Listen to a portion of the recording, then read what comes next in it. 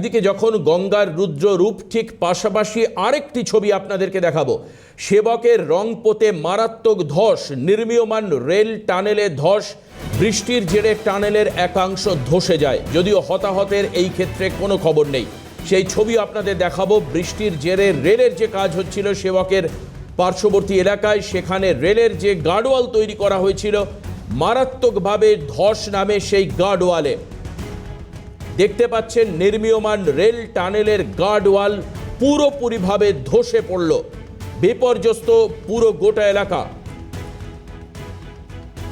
পার্থ প্রতিম দাস আমাদের প্রতিনিধি আমাদের সঙ্গে রয়েছেন। পার্থ, রংপুরে ভয়াবহ ধসের ছবি দেখা যাচ্ছে, তাতে রেলের টানেল ভেঙে পড়েছে। এই মুহূর্তের লেটেস্ট আপডেট কি রয়েছে?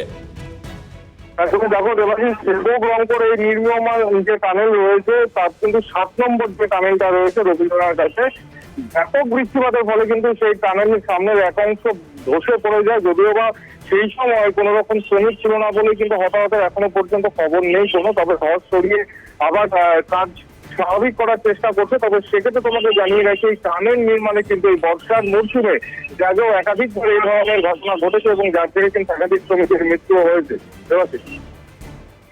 একেবারেই পার্থ, এই মুহূর্তে উদ্ধার কাজ কিভাবে হচ্ছে, এবং পাশাপাশি যেটা তোমার থেকে জানতে চাইবো, এই প্রতিকূল পরিস্থিতি কি গোটা সেবক জুড়েই রয়েছে?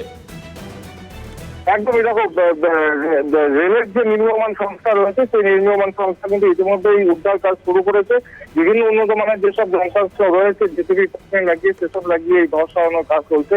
অপরদিকে কতটা কি ক্ষতিগ্রস্ত হয়েছে সেই উপরেও মাপজোক শুরু হয়েছে। দেবাশিস, ধন্যবাদ পার্থ।